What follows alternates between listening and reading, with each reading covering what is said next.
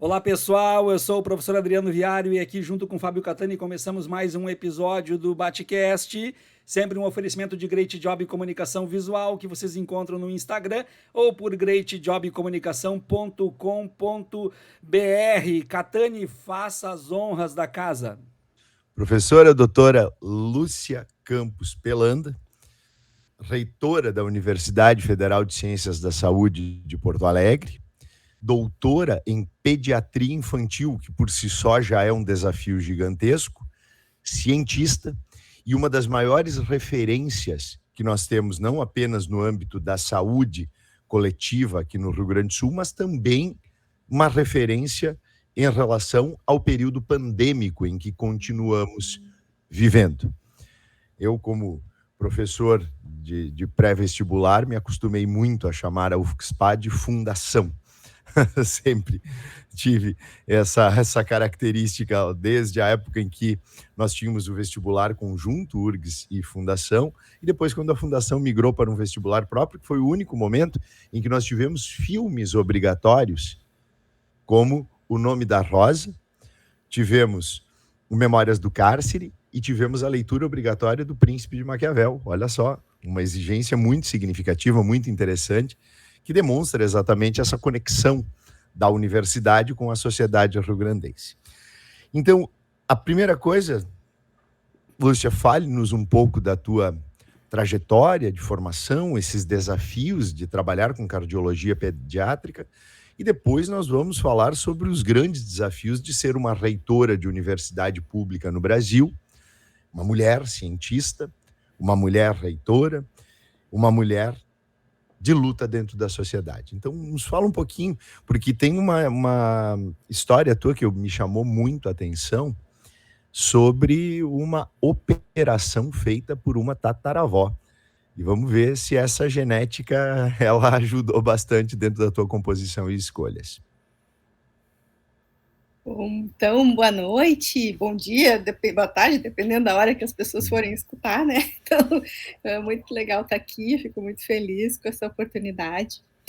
E falar um pouquinho da universidade também, dessa trajetória, porque eu acho que é uma trajetória das mulheres cientistas e das mulheres gestoras, acho legal a gente poder falar um pouquinho sobre isso também.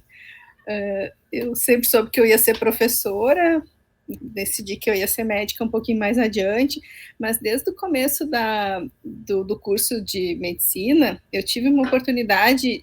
Naquela época estavam chegando dos Estados Unidos 2 professores que começaram uma coisa que a gente chama de medicina baseada em evidências aqui no Rio Grande do Sul. O professor Bruce Duncan e a professora Maria Inês Schmidt, eles são referências no Brasil para medicina baseada em evidências. E eu fui logo, né, me encantei por aquele assunto, comecei a trabalhar com eles, fui bolsista de iniciação científica deles, e aí eu comecei a aprender isso, estava começando esse paradigma, né, de como fazer a medicina baseada nos resultados das pesquisas, que hoje a gente está discutindo tanto durante essa pandemia, começou lá quando eu estava no comecinho da faculdade. E aí, como eu aprendi muito com eles, eu acabei sendo professora, às vezes até dos meus professores, né? Porque era uma coisa nova, a medicina era muito baseada na autoridade, na experiência, que são coisas importantes, que continuam sendo importantes, mas que a gente incorporou, então, a questão do resultado das pesquisas e os valores dos pacientes. Qual é a ideia de fazer uma decisão compartilhada, né, com as pessoas, que seja o médico, a médica e o paciente juntos decidindo com base nas melhores evidências disponíveis o que vai ser, né, qual vai ser a decisão clínica. E aí, então, durante toda a faculdade, eu continuei trabalhando com isso, com epidemiologia clínica, que a gente chama, que é usar esses conceitos para o encontro com o paciente individual. E aí depois fiz pediatria, fiz cardiologia pediátrica, mas nunca deixei a parte de epidemiologia. Então, quando eu entrei na UFSPA, que na época era fundação ainda, quando eu entrei ainda tinha só o curso de medicina, logo depois começaram os outros, eu fui ser professora de epidemiologia e de metodologia científica. Então, eu tenho sempre essa dupla personalidade, né? Porque, na verdade, essa epidemiologia é a epidemiologia que a gente usa para exercer a prática clínica.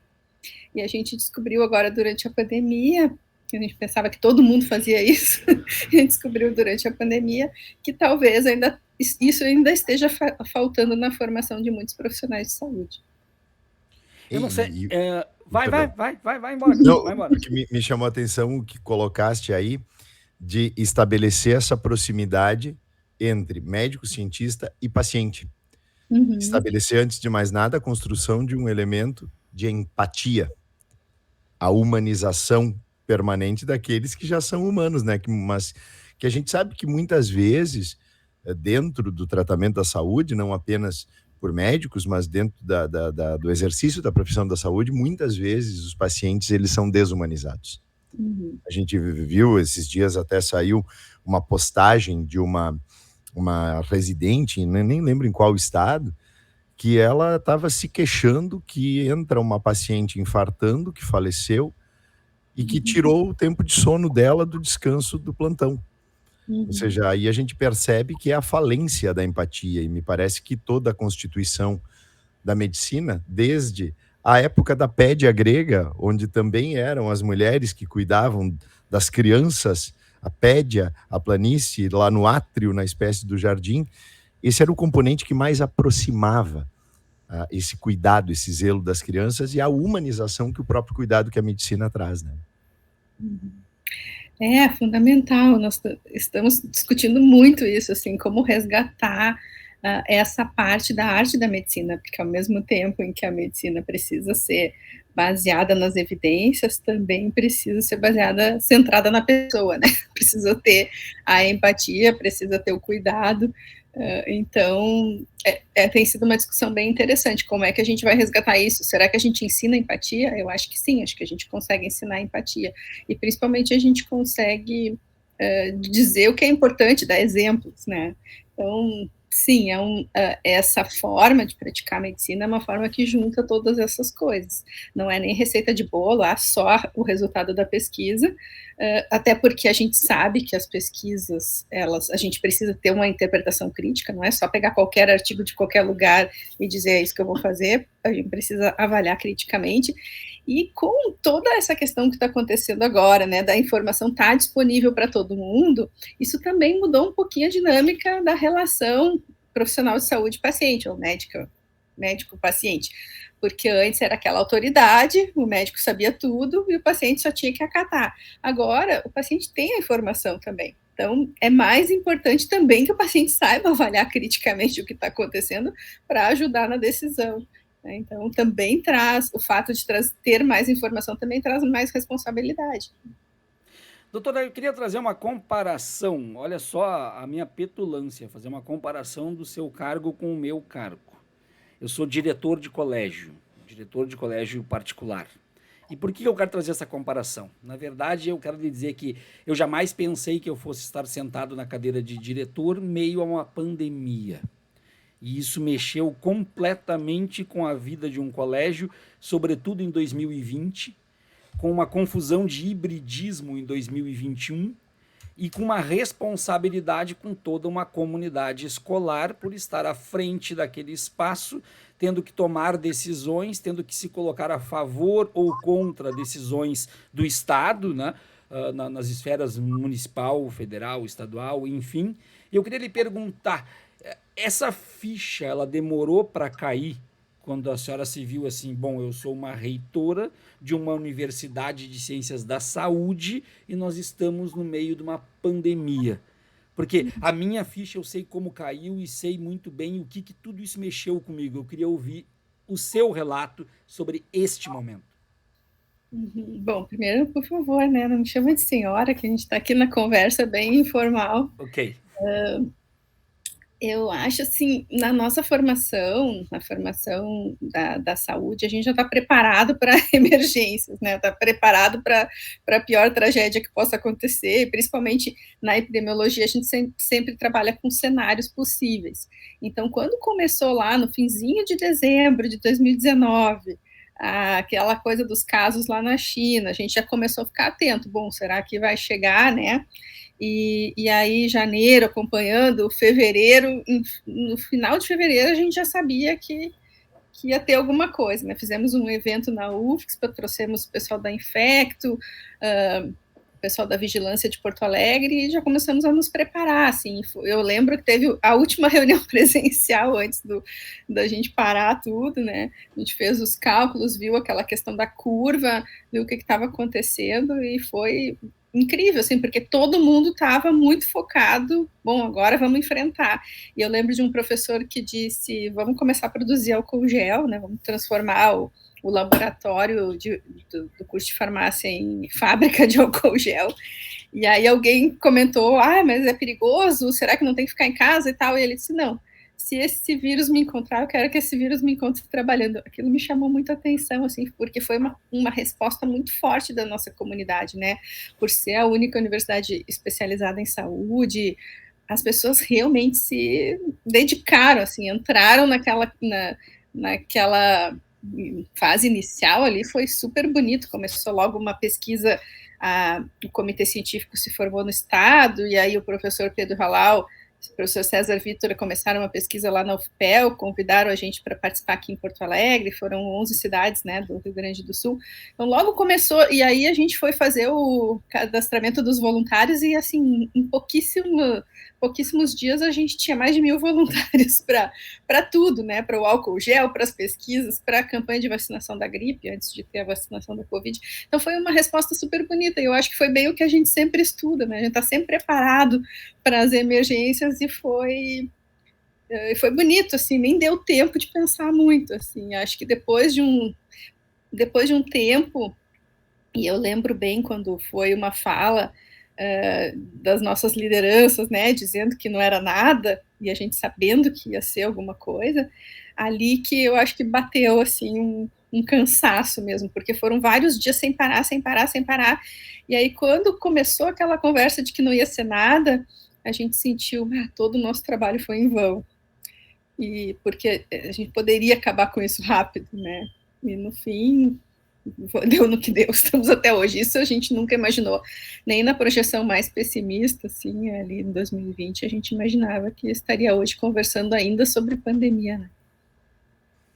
E a recepção que, por exemplo, o Viário tem em relação à comunidade escolar, à paz, ela é diferente da recepção que a comunidade universitária que tu comandas. E aí entra um elemento que se tornou tão perigoso e tão nocivo quanto a propagação do vírus, que foi a propagação do negacionismo e das falsas notícias. E aí o quanto isso prejudicou tanto do fora para dentro, quanto por vezes do dentro para fora da comunidade médica. Eu acho que esse é um problema tão grave, assim, já antes da pandemia. O movimento antivacinal, por exemplo, já era um dos 10 maiores problemas de saúde pública no mundo, né, pela OMS. No Brasil, a gente achava que isso não ia ter tanta importância, tanto que logo no começo não teve mesmo, teve muito mais procura pela vacina do que o movimento ter essa influência, né? Mas teve muita fake news sobre não é nada, ou sobre medicamentos ineficazes, tudo isso. E agora, nesse ano, realmente a gente está vendo, principalmente por causa das crianças, o movimento anti-vax fazendo seu estrago, né, causando muita dúvida, muito medo nos pais, e isso está influenciando, sim, os resultados, né. Eu acho que do ponto de vista externo, assim, a gente se preocupa muito, porque muita energia que a gente gasta é para desfazer o que as notícias falsas, né, então a gente gasta muito mais tempo desfazendo do que uma pessoa leva para criar uma notícia falsa, né? É uma energia muito forte, assim. E também eu acho que internamente veio uma preocupação muito grande com a formação do profissional de saúde, uma decepção muito grande com alguns profissionais que a gente vê, assim, que colaboraram com essa coisa de espalhar notícias falsas. Então, uma preocupação, assim, enorme com o futuro. E a gente tem muita confiança na formação dos nossos alunos, né? Mas é uma questão bem importante para discutir.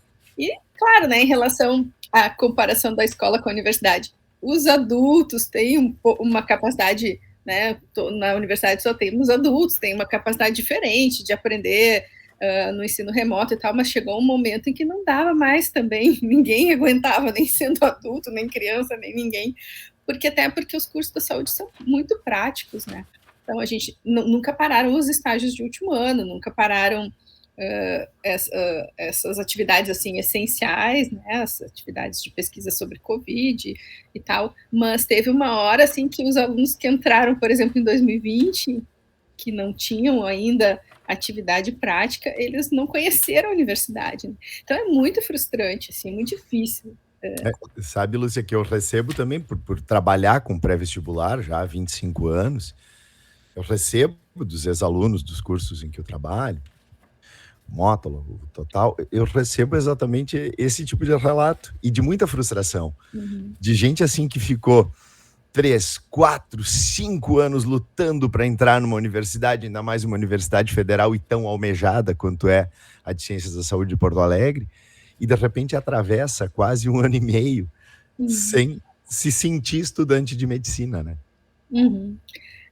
De todos os cursos, assim, realmente é muito frustrante, a gente entende, mas o que eu acho que é difícil é que as pessoas entenderem que isso é muito fruto de uma pandemia, que está totalmente fora do nosso controle, né, e de uma gestão que poderia ser muito diferente. A gente não precisava ter passado por tudo isso se não fosse essa perpetuação da pandemia por essas atitudes, né. Então, a gente poderia ter tido uma volta mais segura mais cedo, se não fosse todas essas variáveis externas. Então, também faz parte do aprendizado do profissional de saúde aprender a lidar com incertezas e com circunstâncias externas e com tragédias, né? E acho que também os estudantes mostraram muita resiliência, muita paciência, muita determinação. E, claro, agora, sim, é um momento de muita frustração mesmo, não tem mais o que fazer, assim, né, realmente, mas agora já está tranquilo, a gente já está mais tranquilo para voltar, com todo mundo vacinado, com todo mundo organizado já na volta, né, mas foi difícil mesmo, porque ao mesmo tempo, no nosso caso da universidade, ao mesmo tempo os professores estavam na linha de frente, né, muitos dos professores estavam dentro do hospital, estavam fazendo as pesquisas, estavam produzindo álcool gel, estavam fazendo tudo ao mesmo tempo e se adaptando para o ensino remoto. Então, foi uma sobrecarga muito grande, né, para os técnicos e para os professores, num contexto de cada vez um orçamento menor. Então, tudo parece que está realmente convergindo para uma panela de pressão, né, professor Viário? Então, não é muito fácil mesmo. Me diga uma coisa, doutora, eu tenho uma curiosidade sobre a percepção do profissional de saúde e principalmente daqueles que estão no meio acadêmico, se há uma percepção grande sobre o que nós temos hoje da ciência ser colocada em dúvida, ou se o profissional da saúde sempre conviveu com isso de alguma forma.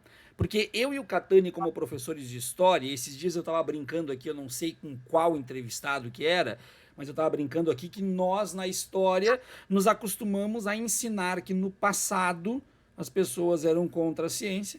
Nós até ensinávamos que no passado pessoas acreditavam que a Terra era plana. Né? Então, em aulas de história, a gente fala lá de tempos idos em que tudo isso era colocado em dúvida, e de repente tudo isso está sendo colocado em dúvida hoje. Mas como quando eu falei da questão da ficha cair, a senhora colocou com muita propriedade, perdão, não vou falar senhora mais, mas colocasse com muita propriedade de que o profissional da saúde sempre está preparado para tudo que pode acontecer de pior, eu pergunto, esse ponto em que a ciência é colocada em dúvida e que nós percebemos isso com grande proporção, como é que isso chega na área da saúde? Também está sendo visto uma diferença ou está tudo dentro do normal? Não, essa parte é a parte que nós não estávamos preparados, né? Isso realmente, eu acho que talvez, assim, uma parte importante do nosso cansaço, da nossa fadiga pandêmica agora, é essa luta, assim, contra o absurdo, sabe? Eu vejo meus colegas que estão trabalhando, meus colegas da Infecto, do intensivismo, que estão, assim, sem parar de fazer plantão o tempo todo, né? Desde 2020, exaustos, assim, às vezes sofrendo perdas familiares, pessoas que ficaram doentes ali no começo, porque a gente não tinha ainda tanto conhecimento de como se proteger, e ter que ouvir esse absurdo, sabe? Ter que ouvir que é mentira. Ali no começo teve aquelas pessoas invadindo o hospital. Isso que cansa, isso cansa mesmo, porque trabalhar a gente está acostumado a trabalhar. Fazer plantão, meio que a pessoa se acostuma, não é que seja o ideal, mas assim, ter que lutar contra a ignorância, isso dá um cansaço enorme, sabe? E isso já tinha começado um pouco antes, né, da pandemia, esse movimento anti-ciência, anti-intelectualismo, anti-universidade, né? Lá em 2019, a gente teve um corte muito grande no orçamento das universidades e teve uma onda de fake news sobre a universidade, que os alunos andavam pelados, que era, né, plantavam maconha, todas as coisas assim mais falsas possíveis que se falaram sobre a universidade. E eu me lembro que em 2019 ali teve uma formatura e eu falei assim, porque a Terra é redonda. E daí, só no final da formatura, no discurso, estava falando, porque o mundo dá voltas, afinal a Terra é redonda, e as pessoas levantaram e começaram a me aplaudir de pé. E eu pensei, nunca pensei na vida que ia ser aplaudido porque eu falei que a Terra é redonda. Mas era assim, então assim, a gente já estava sentindo, sim, esse movimento, e esse movimento para nós é extremamente doloroso, porque é a nossa razão de existência, assim, é como ser atacado mesmo pelo que a gente acredita mais, né? Então, é bem difícil. Para isso, eu acho que a gente não estava preparado, não. Porque chega a ser, como tu colocaste, é uma invasão do próprio espaço de saúde. Houve invasões incentivadas, inclusive por autoridades, para que se invadisse os hospitais e se filmasse ou fotografasse as UTIs vazias e as invenções que estavam acontecendo de que a doença estava ampliando a presença dentro dos hospitais.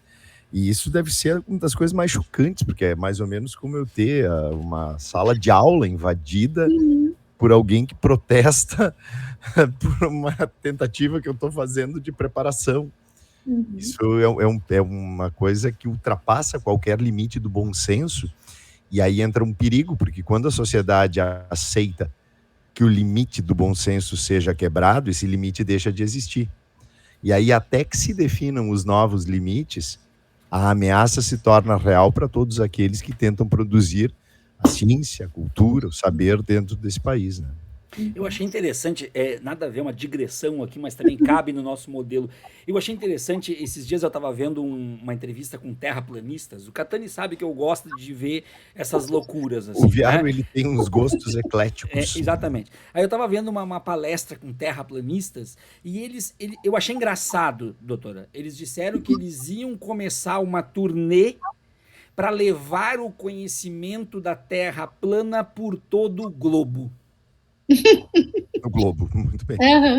Por todo o globo. Então é isso que a gente está vivendo nesse momento, na escola, no meio da saúde. Mas aí eu queria então agora já emendar e fazer uma pergunta para a senhora especificamente sobre a parte da saúde e entrar no nosso grande problema no momento, que é justamente a vacina. Justamente o que mais está se discutindo, e com a sua formação também na área da pediatria. Agora, a vacinação de crianças, eu sou um diretor de colégio, né? Então tem toda essa polêmica que alguns lugares dizem que tem que vacinar obrigatoriamente para poder ir para o colégio, outros dizem que não precisa vacinar. Eu não estou entrando na discussão da obrigatoriedade ou não, eu estou estupefato com a discussão em torno da vacina, em torno da necessidade da vacina. Eu lhe pergunto, essa questão, ela é uma questão que o meio da saúde consegue enxergar uma solução logo ali?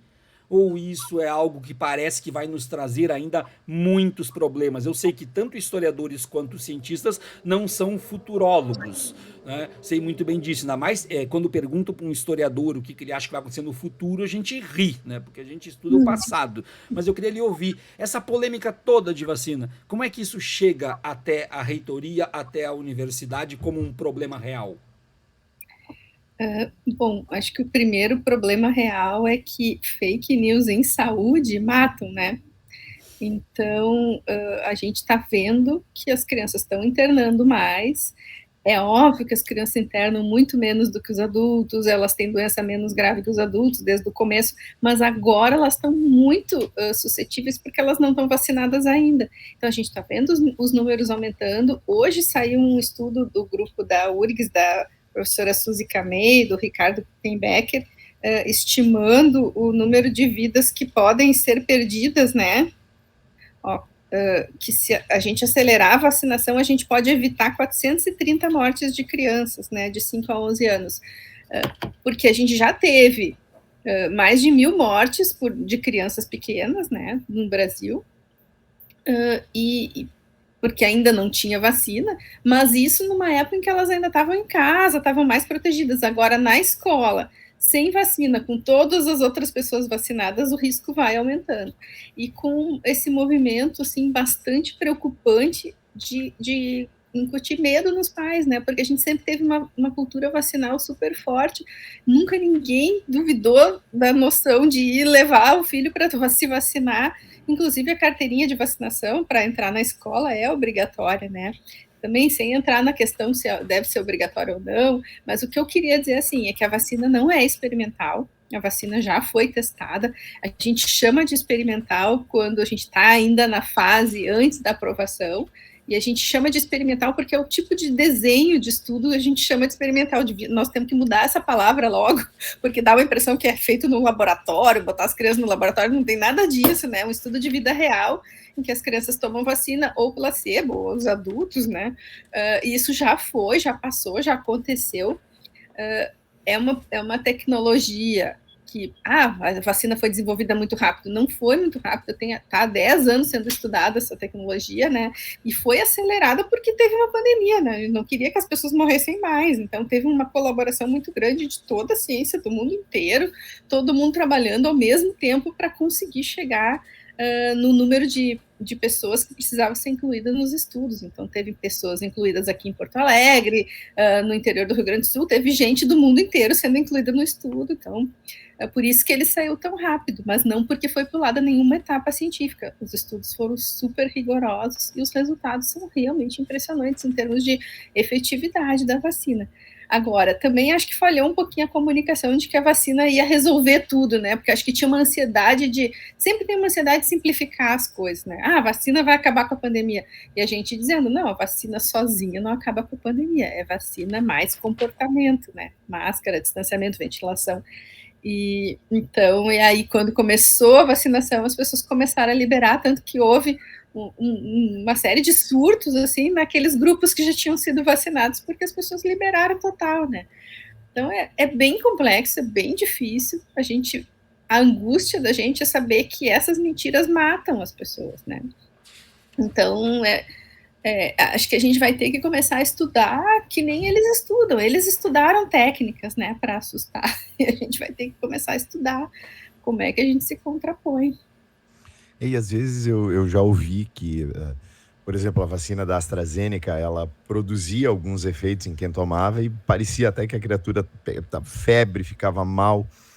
E aí muita gente também diz, eu não quero submeter o meu neto, o meu filho, que é pequenininho, de repente, a uma situação dessas, né? Uhum. Só que tem também que se saber que, por exemplo, essa vacina infantil, ela é da Pfizer, né? Uhum. Então os efeitos já são diferentes. Mas mesmo as vacinas podem causar efeitos tipo febre, mal-estar, faz parte do efeito da vacina em algumas pessoas, o sistema imune vai responder, porque a vacina ela funciona meio que fazendo tipo um ensaio para o sistema imune, né? Fazendo um spoiler, assim. Olha, é assim que é a doença, já vai te preparando. Então, algumas pessoas respondem de uma forma mais forte, parece quase que tem uma doença, dá febre, dá mal-estar, às vezes dá dor no corpo. E aí, pronto, significa que respondeu bem, né? E quando realmente o organismo entrar em contato com o vírus verdadeiro, não com o vírus fake, aí a pessoa vai responder muito melhor. Então, isso é muito melhor do que ficar doente. Agora, mesmo com essa história, assim, da variante Ômicron ser mais leve e tal, antes a gente via 2, 3 pessoas da mesma família doentes. Agora a gente vê 9, 10 pessoas da mesma família doentes. E geralmente as crianças têm tido mais sintomas, sofrem muito mais, mesmo quando é uma doença leve, não precisa internar nem nada, mas a criança sofre muito mais ali, tá? Muito mais mal-estar, febre, né? Outros sintomas que podiam ter sido evitados, né? Mesmo quando a vacina dá uma reação, não é toda essa reação. Então, é difícil. É a mesma coisa do que para as outras doenças, né? Mesmo doenças leves, catapora pode ser leve, sim, mas também pode ser grave. Vale a pena tomar vacina para evitar, né, esse sofrimento, mesmo que seja uma doença leve, que não vai precisar internar, mas, puxa, é um sofrimento para a criança, por que a gente não vai poupar, né? É um risco desnecessário, e sabe que que tu estás colocando, eu e meus familiares, meu irmão, minha cunhada, sobrinhos, embora não um transmitindo para o outro, pelo menos eu aqui estou em Porto Alegre, eles em Gramado, todos nós tivemos e ninguém teve sintomas. Eu só soube que eu estava positivado para a Covid porque estava escrito no papel, senão era uma coisa que assim, eu transitei por esse período sem ter absolutamente nenhum sintoma. Então, é uma demonstração do grau de eficácia das vacinas, um elemento prático. E também eu ouvi uma passagem tua que eu gostei muito, que a ciência, ela é viver de incertezas, porque a ciência é a experimentação. E é interessante que isso estimula a gente também a buscar superar essas incertezas a partir exatamente da eficácia daquilo que é comprovado. Sim, com certeza. É aquilo que eu sempre tento ensinar, né? Desde o primeiro ano lá do curso, a nossa missão é tentar reduzir as incertezas, mas tendo a humildade de saber que sempre vai ter um grau de incerteza em todas as decisões clínicas que a gente toma, né? Porque a gente está lidando com seres humanos, os seres humanos são imprevisíveis, o organismo de cada um é imprevisível. Se alguém, né, os pais chegam para a gente está discutindo ali a cirurgia da criança, né? E aí os pais dizem, mas tem certeza, 100% de garantia que não vai acontecer nada na cirurgia? Eu nunca poderia dar 100% de garantia, né? Eu posso dizer que de cada 1000 crianças, uma tem uma complicação, é muito baixo o grau de complicação. Eu posso dizer que sem fazer a cirurgia, eu sei que as complicações são muito mais frequentes, mas eu nunca vou poder dizer, não, com certeza, eu garanto que não vai acontecer nada, porque não é um carro, não é uma máquina, é uma pessoa, né? Então, esse grau de incerteza a gente sempre precisa aprender a lidar. E acho que a ciência é justamente confiável porque ela vai se reavaliando. A gente vai tendo novas evidências e vai mudando de ideia. Durante essa pandemia, a gente foi mudando de ideia sobre algumas coisas, a gente foi melhorando a nossa visão sobre como prevenir, sobre as máscaras, etc. Tanto que a gente hoje não precisa ficar em casa, né, para prevenir, porque a gente sabe que tem outras coisas. E no começo a gente não tinha. Até eu lembro de uma crônica do Veríssimo que dizia, quem que vai indenizar ele por todos os ovos que ele deixou de comer, porque agora a ciência resolveu liberar o ovo, antes era proibido, porque os estudos novos vão surgindo e a gente vai mudando de ideia. Se alguém não mudou de ideia desde o começo da pandemia, desconfie dessa pessoa. A pessoa está dizendo a mesma coisa desde o começo, é porque essa pessoa não está baseada em ciência. O historiador José Murilo de Carvalho, no livro dele Os Bestializados, que eu não canso de ler, acho que eu já li umas 5, 6 vezes, acho que o Catani leu mais do que eu esse livro, ele traz na parte da revolta da vacina uma questão interessante, que o movimento anti-vacina teria talvez, e ele coloca o talvez, né, sido a primeira vitória de uma campanha publicitária no Brasil. E traz ainda que o jornal O País e que o jornal A Tribuna, de alguma forma contribuíram para essas questões, colocando notícias do tipo os revoltosos, os que são a favor e os que são contra, estão espalhando boatos, estão espalhando causas que a vacina pode trazer e efeitos adversos, etc, etc, etc. Nós estamos falando aí do início da primeira década do século XX, onde então forças da mídia de um lado colocam contra, de outro lado colocam a favor e que existem campanhas publicitárias. Será que é possível a gente vir para o século XXI e falar um pouco da seguinte situação? Nós não temos mais apenas os veículos de imprensa consagrados e tradicionais. Nós temos uma mídia alternativa organizada e nós temos um turbilhão de mídias alternativas desorganizadas, pregando, inclusive, para não esquecer um pequeno fato acontecido agora recentemente, a liberdade de expressão para falar o que bem entende, quando bem entende. E muitas vezes essa pessoa que está falando o que acha que entende tem 1 milhão de seguidores, 2 milhões de seguidores que compartilham essa informação para mais um monte de gente. E a gente chega numa questão que antigamente a notícia ela vinha de um local teoricamente com credibilidade. Agora o que dá credibilidade à notícia é o número de seguidores que a pessoa que fala tem. Isso atrapalha a ciência, doutora? Olha, eu tenho sentimentos misturados sobre isso. Eu acho que a rede em si ela é neutra, né? A gente pode usar para o bem e pode usar para o mal. Ao mesmo tempo, eu também estou usando a rede, né, para espalhar a informação que eu considero correta. Então, eu acho que hoje a gente tem muito mais acesso. De certa forma, isso é bom, porque tira um pouco daquela relação de autoridade que sabe tudo e das pessoas que não sabem nada, né? Então, hoje, todo mundo pode ter acesso à informação e pode saber as coisas, mas isso traz uma responsabilidade muito maior. Essa pessoa que tem 2 milhões de seguidores, ela tem uma responsabilidade enorme com o que ela compartilha. E talvez a gente não tenha essa formação ética para saber da nossa responsabilidade, né? Qual é o limite da tal da liberdade de expressão.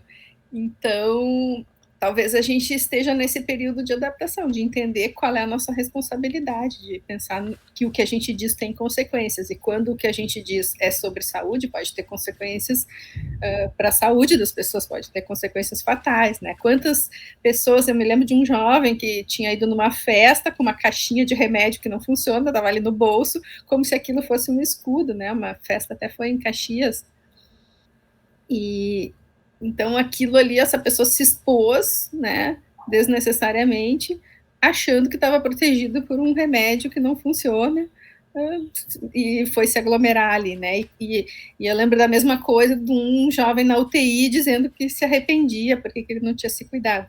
Então, nesse momento, assim, eu acho que a gente tem que pensar em como é que a gente pode melhorar, né, como é que a gente pode colocar a informação certa, como é que a gente pode valorizar mais as pessoas e talvez aprender essas técnicas. Por exemplo, eu vejo muita gente compartilhando a informação errada para dizer que é errada, mas só que daí está dando engajamento para a pessoa. Eu acho que essas coisas a gente tem que aprender, né? Não compartilhar o que é errado, contrapor com o que é certo, mas não compartilhar o errado. Então, são coisas que a gente aos pouquinhos vai aprendendo como lidar. Mas, de certa forma, eu até acho que a democratização da informação é uma coisa boa, em termos de, não é mais aquela autoridade que sabia tudo, né? Assim como a universidade era um lugar, uma torre de marfim que estava fechada, que não se abria, não, a gente acha que tem que se abrir para a sociedade. Mas com esse movimento de abertura sempre vão surgir movimentos em que a gente vai precisar se acomodar, né? Vai começar a ter que aprender a falar a linguagem, né, das pessoas. E me parece, Lúcia, que aquilo que o Viário está trazendo e que tu colocaste também, a crise pandêmica, a crise epidêmica, ela gerou, ela assombrosamente potencializou a crise ética da sociedade. E ela é um elemento em que pessoas, inclusive, com uma formação, não apenas acadêmica, mas uma formação intelectual, uma formação social, uma formação de convívio, essas pessoas, elas, em nome de determinadas convicções de posições políticas, inclusive prévias à pandemia, elas acabam ultrapassando qualquer limite de ética em nome da defesa desses seus componentes de crenças.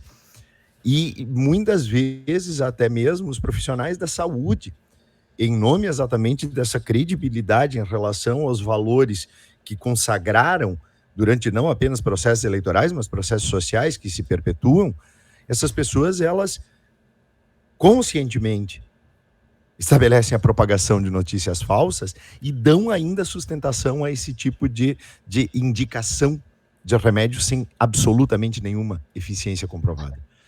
E aí é que eu entro mais, me parece que é um componente que afetou dramaticamente para a vacina, ela vai ser bem mais demorada, essa superpotencialização da crise ética da sociedade. Sob qualquer espectro filosófico de ética, o que a gente vê é quase uma falência da ética individual, de pequenos grupos e até coletiva. E isso me parece que também entra no âmbito das muralhas agora abertas da universidade, da faculdade, do meio acadêmico. Porque eu também acompanho muita gente que, inclusive a quem eu reputava de uma determinada confiança, em nome desse tipo de valor, se submeter a discursos absolutamente vazios, comprometedores e criminosos. Conviver com isso no meio acadêmico, como é? Isso é muito espantoso para nós. É uma época de perplexidade, porque a universidade sempre esteve acostumada com o debate, né? A academia é o lugar do debate, a gente sempre esteve acostumada a discordar, mas dentro das regras da academia, né? Para começar, a gente tem que entrar para o debate disposto a mudar de ideia, a gente tem que entrar para o debate disposto a ouvir o outro. Se não vai ser assim, então nem adianta, né? E a gente vê isso acontecendo, a gente vê que as pessoas não estão dispostas nem a ouvir, e são pessoas que têm conhecimento, então elas estão fazendo isso, a gente não entende, né, por mal, porque tinha certos limites que, por mais que a gente discordasse politicamente, discordasse pessoalmente de várias coisas, mas tem limites éticos que jamais eram ultrapassados, e agora a gente está vendo eles serem ultrapassados, então é muito difícil. Eu vejo que uma pandemia, um vírus, é a melhor coisa para mostrar como é que está funcionando a sociedade, em termos de cuidado, né, com o outro. Se a gente é uma sociedade do vírus, se cada um vira-se como puder, ou se é uma sociedade que vai realmente pensar nos problemas coletivamente. E se a gente for, cada um se vira como puder, é uma coisa que não funciona para vírus, porque vírus afeta todo mundo. Mesmo quem não ficar doente vai ser afetado. Tu nunca vai estar protegido, né? Eu me lembro quando teve lá, em 2020, lá uma empresa de investimentos disse, não, a doença já passou na classe média. Não existe isso, né? Uma loucura. Então, só esqueceram de combinar com o vírus, porque todo mundo está afetado numa pandemia. Inclusive pelas consequências que vão vir nos próximos anos, econômicas, das consequências de longo prazo, de todas as doenças que deixaram de ser atendidas durante esse tempo. Então, ou a gente aprende a pensar coletivamente, ou a gente aprende a pensar que a nossa saúde está interligada entre nós, porque não existe saúde individual, toda saúde é coletiva. Né? Ou a gente aprende isso de uma vez, e inclusive ligado com a saúde do planeta, ou talvez a gente não sobreviva como espécie, eu não sei. Eu não sei qual é a nossa... A gente está meio que, acho que, num momento de decisão, assim, como humanidade, né? Eu não sei se a gente consegue reverter tudo isso que está acontecendo, mas o único jeito que eu vejo da gente reverter é pensar coletivamente. Se a gente não evoluir para isso, eu não sei, né? Não sei. O que me choca é que talvez seja um vício de historiador sempre olhar para o passado e tentar buscar pontos de comparação. O que me choca é que, quando se fala em revolta da vacina, a gente fala numa revolta que foi politizada, extremamente politizada. E a gente fala de uma trajetória da revolta, de uma linha do tempo, que ela vai mostrar, primeiro, a identificação do problema, a implantação de metas, a implantação de regras e políticas, a ação para controlar, a politização no meio e revoltosos sendo manipulados por um lado e por outro e a mídia surfando em cima disso tudo. Qual é o meu problema, doutora? É que eu não consigo conceber que um século depois eu enxergue exatamente a mesma coisa. Todos os elementos políticos, policiais, também a questão do pobre sofrendo mais com a aplicação das regras e das medidas.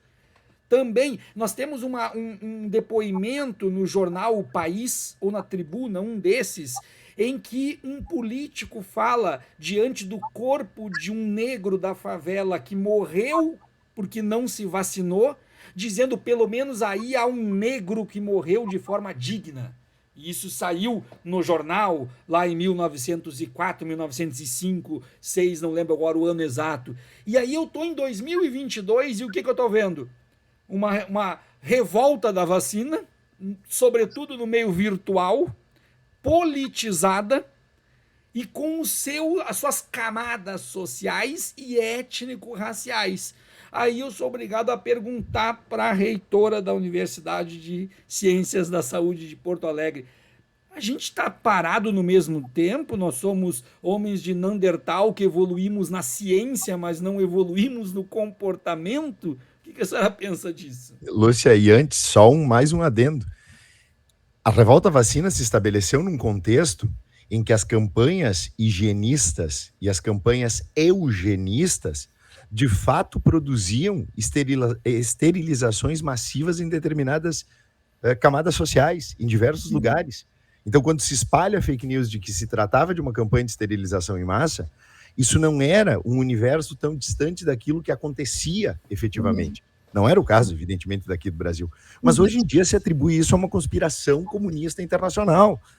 Ou seja, o delírio coletivo presente nessa circunstância de 120 anos depois, praticamente, como o Viário bem trouxe, ele é ainda mais chocante. Porque é o delírio em cima de uma farsa, de efetivamente um delírio coletivo. Quando a gente estuda a revolta da vacina, tem uma série de elementos ali da comunicação, né, da forma elitizada como a gente, né, como os cientistas se comunicavam, a dificuldade de se comunicar com as pessoas, e apesar da intenção ser maravilhosa, essa dificuldade mesmo e toda essa desconfiança que tinha razão de ser, né, naquela época, uma série de estudos que eram totalmente antiéticos, e por isso foi depois criado um código de ética em pesquisa também. Então, existia razão para as pessoas terem desconfiança, e ao mesmo tempo também vejo outros elementos muito parecidos, bons, né, em termos do que aconteceu há mais de 100 anos na pandemia, por exemplo, da influenza. Também tinha essa ideia de que não tinha cura, também tinha, aliás, também se falava da cloroquina na época, quinino, né? Mas tinha também uma história das mulheres, assim, quem realmente trabalhou ali para acabar com a pandemia foram as enfermeiras, as mulheres que arregaçaram as mangas e falaram, não, nós vamos trabalhar com a prevenção, né? E elas têm muitas histórias interessantes sendo resgatadas agora, porque foram histórias perdidas, porque não parece uma coisa importante, né? O que as mulheres fizeram, mas foi extremamente importante. E eu vejo muito um paralelo com o que está acontecendo agora também, né? Que os países que estão sendo...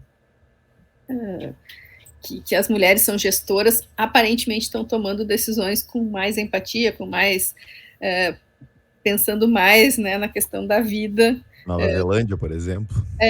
Então tem alguns exemplos, assim, alguns estudos até de prefeitura também, aqui saíram alguns estudos interessantes, assim, claro que são estudos muito preliminares, mas eu vejo esses paralelos bons também. Então, por outro lado, eu não sei, é difícil, não sei, vocês dizem que não podem prever o futuro, muito menos eu, se vocês que estudaram tanto, eu não gosto de ser pessimista, assim, em relação ao futuro da humanidade, mas eu acho que certamente o futuro é determinado pelas nossas escolhas de agora. Se a gente continuar escolhendo o egoísmo, daí eu vejo pouca chance, né, da gente sobreviver como nesse planeta, assim. Agora, realmente, os ciclos vão se repetindo, mas acho que as consequências são diferentes agora. A gente está atingindo um número muito maior de pessoas, a gente tem mais conhecimento, a gente sabe como, né, como conversar, como se comunicar, a gente tem outros métodos de comunicação, e mesmo assim a gente está perdendo, apanhando muito feio nessa batalha. Né? Mas de uma coisa que tu ainda deixaste para trás, a operação da tartaravó, que eu achei sensacional, porque envolve até um cateto, um javali, né? Um porco selvagem, o alimento predileto de Obelix. A minha avó tinha 11 irmãos, né? Eles moravam no interior de Tupanciretã. E eu tenho uma história muito, assim, diferente para a minha geração, porque eu tive duas vós que trabalhavam fora, que é muito raro para a minha geração, né, de ter duas vós. Uma avó era enfermeira e a outra avó psicóloga, bacharela em Direito. E essa minha avó, que era bacharel em Direito, ela tinha 11 irmãos, eles moravam no interior, ela foi para a escola aos 18 anos, a primeira vez, né? Mas um dos meus tios-avós, o irmão dela, começou a escrever todas as histórias da família, sobre os avós e tal, e esses dias eu encontrei os escritos, né? O meu pai encontrou lá, e aí tinha essa história da minha tataravó. O pai dela era cirurgião, e aí ensinou as coisas para ela, e ela, como mulher, não podia estudar medicina, né? Ela aprendeu a suturar, aprendeu a fazer as cirurgias, e daí uma menina foi atacada por um porco selvagem que rasgou a barriga dela, e aí essa minha tataravó colocou na mesa da cozinha, desinfetou ali com o que tinha, com o conhecimento que tinha, e fez a sutura e salvou a menina sobreviveu. Então são aquelas histórias das mulheres que não estão contadas nos livros, né, e que eu achei ali nos escritos do meu tio-avô, eu achei muito legal, porque eu não sabia disso. E eu achei sensacional, porque isso é aquela questão do eidolon grego, a imagem, o reflexo, porque eu te vi refletida quando soube dessa história, como justamente uma médica pediatra, como uma tataravó que salva uma criança. E isso é algo que parece que transcende um pouco a nossa explicação racional, e parece que é uma coisa que vem. E até porque dentro da... Quando eu falo da UFSPA, eu sempre lembro da fundação. Mas dentro desse espaço também há uma herança muito grande de um dos pioneiros da medicina no Rio Grande do Sul, o Florencio Gartua, que está diretamente conectado com esses espaços, e que, segundo nós temos, quando ele faleceu, isso foi uma comoção, a cidade parou, porque ele se tornou uma espécie de herói de uma cidade que buscava exatamente a salvação através da ciência e da medicina. E agora se demoniza quem busca a ciência, a medicina e a justiça social. Mais uma vez, doutor, eu sou aquele que faz o papel chato aqui. Eu digo assim, estamos com quase 1 hora de conversa, que é o tempo de programa, e nós não percebemos. Eu fico imaginando o programa do Jô, quando ele fala que acabou a conversa, o pessoal diz, parece que é isso que nós vamos ouvir também. E aí, para encaminhar para o final, eu tenho que trazer para a doutora uma pergunta extremamente importante, ou nem uma pergunta, uma provocação, ou aqui uma proposta de reflexão. Rio de Janeiro, 1919. O Rio amanhecia do final da Primeira Guerra Mundial, mas, sobretudo, do final da gripe espanhola. O Rio de Janeiro havia perdido 15 mil pessoas. Isso em 1919 era algo estratosférico. O Rio de Janeiro tinha mortos pelo chão, pelas calçadas, pelos cantos, porque não havia estrutura hospitalar para prestar o serviço para toda a sociedade. Mas o Rio de Janeiro, em 1919, comemorou o Carnaval. E segundo os entendidos, eu sou apenas um pesquisador do Carnaval, usando um termo populacho, meia boca, mas sou um apaixonado por Carnaval. Segundo os entendidos, foi um dos carnavais mais comemorados da história do Rio de Janeiro, porque ele trazia a comemoração do fim da guerra, ele trazia a comemoração do fim da gripe, ele desfilava com carros alegóricos meio a corpos e as sequelas dessa gripe, e ele ainda colocava em cima de suas alegorias caixões, caveiras, cadáveres, e sambava em cima para desta forma dizer: chega, nós temos que comemorar. Carnaval, pandemia, vacina, doutora Lúcia Campos Pelanda. Ai, que difícil. Eu acho que a gente vai poder comemorar muito, e realmente vai ser um alívio muito grande quando isso tudo acabar, mas acho que ainda não é agora, infelizmente. A vacina é extremamente importante, a vacina reduz o risco em 95%, mas se a gente tiver muitos casos, se a gente deixar o vírus correr solto, e tem que ser o mundo inteiro, né? Não adianta, por exemplo, hoje a gente tem 62% da população mundial com pelo menos uma dose, mas 10% só nos países pobres. Então, enquanto não tiver o mundo inteiro vacinado, alguma variante nova pode surgir em algum lugar e começar tudo de novo. É o dia da marmota, né?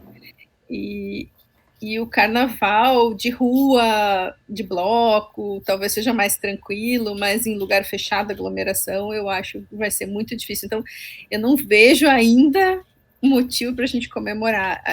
Claro, a gente pode comemorar a nossa resiliência, a gente pode comemorar nosso esforço, sempre, né? Mas, assim, carnaval, eu ainda tenho muita dúvida, assim, eu acho que a gente pode, talvez, fazer uma festa com cuidados, assim, mas a aglomeração, e principalmente nesse momento, é muito importante manter a máscara, né? Se a gente estiver junto com muita gente. Então, eu acho que ainda não vai ser esse carnaval. Talvez, quem sabe, o do ano que vem, ou a gente possa fazer um carnaval fora de época. Mas agora, o risco de a gente aumentar a contaminação ainda é um risco grande. Não adianta essa variante atingir, digamos que atinja 10 vezes menos pessoas, né? Tenha 10 vezes menos gravidade. Se tiver 10 vezes mais gente doente, a gente vai ter o mesmo número de pessoas atingidas. Então, a gente precisa cuidar. O número de casos é enorme.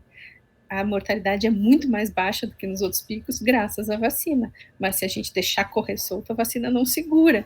Então, e ainda mais porque a vacina está desacelerando, né, a velocidade. As pessoas não estão voltando para a segunda dose, não estão indo para a terceira dose.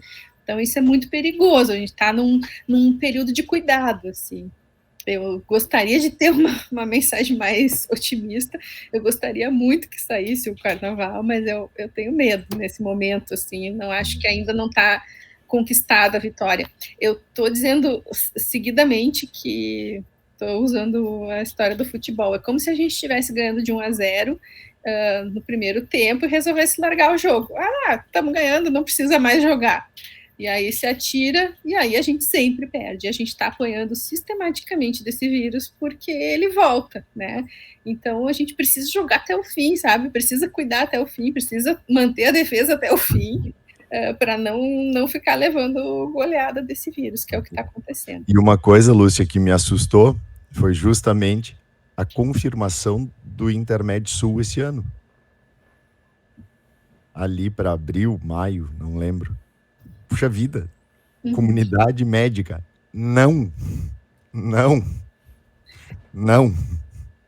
Vamos ver o que vai acontecer até maio, mas, assim, os jogos em si não é o problema é a aglomeração. Sabemos. Catani, faça o final.